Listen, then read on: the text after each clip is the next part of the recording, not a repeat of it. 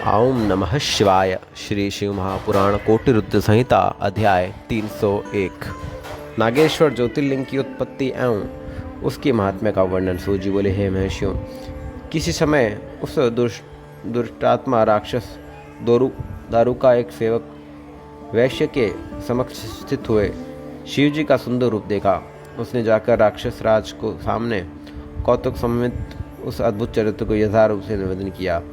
तब उस बलवान राक्षस राज दारुक ने भी विहल हो शीघ्र ही वहां आकर शिव जी के विषय में उनसे पूछा।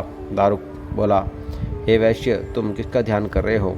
मेरे सामने सत्य सत्य बताओ। ऐसा करने पर तुम्हें मृत्युदंड नहीं प्राप्त होगा, अन्यथा तुम मारे जाओगे। मेरी बात कभी झूठी नहीं होती।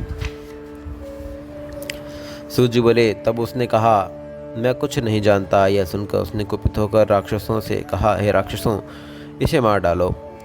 उसके ऐसा करने पर तत्काल ही वे राक्षस शिव में तत्पर चित्त वाले उस श्रेष्ठ वैश्य को मारने के लिए अनेक विध शास्त्र धारण कर वेग से दौड़े।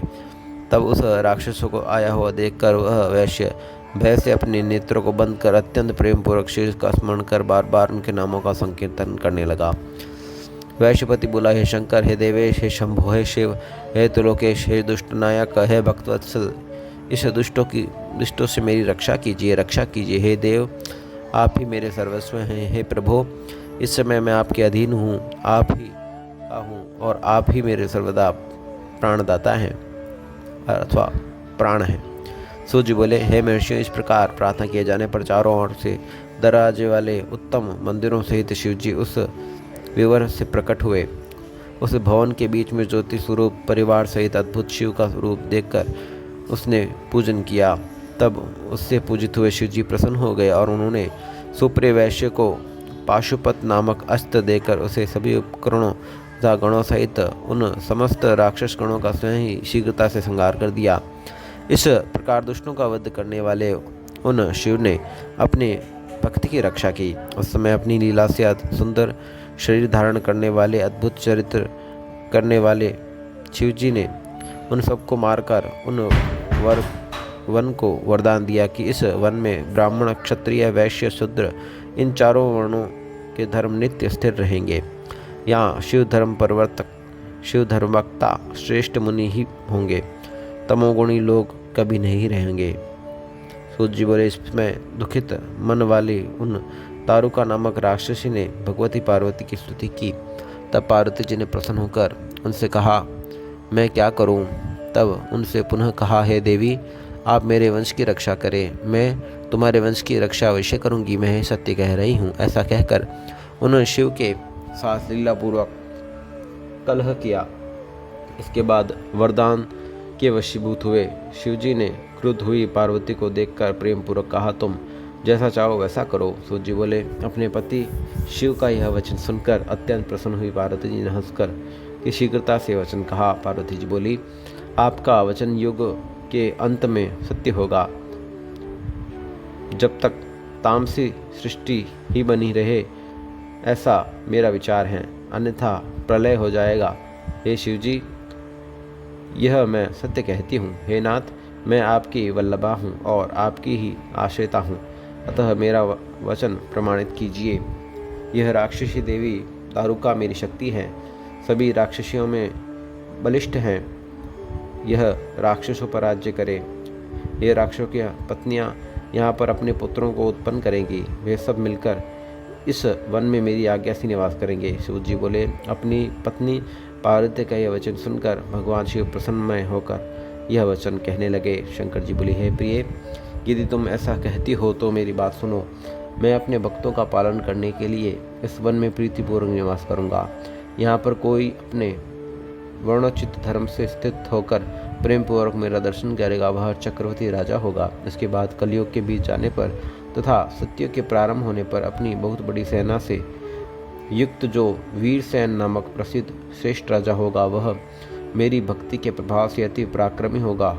वह यहाँ आकर मेरा दर्शन करेगा और मेरे दर्शन के फलस्वरूप वह चक्रवर्ती राजा बनेगा। सूत जी बोले, हे ब्राह्मणों, इस प्रकार साक्षात महालीला करने वाले हे वे शिव अपने पार्वती परस्पर हास विलास करके स्वयं वहीं स्थित हो गए। वहाँ ज्योतिर्लिंग रूप शिवजी नागेश्वर नाम से तथा देवी पार्वती नागेश्वरी नाम से प्रसिद्ध हुई। वे दोनों सज्जनों को प्रसन्न अत्यंत प्रिय हैं। ऋषिगण बोले, हे महामते, वीरसेन उस दारुका वन में किस प्रकार जाएंगे और किस प्रकार शिव जी की पूजा करेंगे, आप उसका वर्णन कीजिए। सूत जी बोले, निशक नामक सुंदर देश में क्षत्रियों के कुल में महासेन के वीरसेन नामक पुत्र उत्पन्न हुआ, जो शिव का अत्यंत प्रिय था। वीरसेन ने पार्थिवेश शिव का अर्चन करते हुए 12 वर्ष पर्यंत अत्यंत कठिन तप किया। तब प्रसन्न हुए देवादिदेव शंकर ने प्रकट होकर राजा से कहा, हे वीरसेन, काठ की मछली बनाकर उस पर रागी का लेप कर और उसे योग माया से संपन्न बनाकर तुम्हें दे रहा हूँ। उसे लेकर तुम इस समय नौका से इस विवश में प्रवेश करके चलते जाओ। तदंतर वहाँ जाकर मेरे द्वारा किए गए उस विवर में प्रविष्ट होकर नागेश्वर का पूजन करके उनसे पाशुपतास्त्र प्राप्त कर उन दारुकादि प्रमुख राक्षसों का विनाश करना। मेरे दर्शन के प्रभाव से तुम्हें किसी प्रकार की कमी नहीं होगी। उस समय तक पार्वती का वरदान भी पूर्ण हो जाएगा, जिससे वहाँ जो अन्य मलछेंद्र रूप वाले होंगे वे सभी सदाचारी हो जाएंगे। दुखों को दूर करने वाले प्रभु सदाशिव वीरसेन से इतना कहकर उन पर महती कृपा प्रकट करके वहीं अंतर ध्यान हो गए। तब परमात्मा शिव ने वर प्राप्त किए हुए वे वीरसेन भी बिना संशय के सब कुछ करने में समर्थ हो गए। इस प्रकार ज्योति के पति लिंग रूप प्रभु नागेश्वरी देवी की उत्पन्न हुई। वे तीनों लोगों की संपूर्ण कामनाओं को सदा पूर्ण करने वाले हैं। जो प्रतिदिन नागेश्वर की इस उत्पत्ति का वृतांत श्रद्धापूर्वक सुनता है, वह बुद्धिमान महापातकों का नाश करने वाले संपूर्ण विष्णु को प्राप्त कर लेता है। ओम नमः शिवाय। श्री शिव महापुराण कोटि रुद्र संहिता अध्याय 301 संपूर्ण हुआ।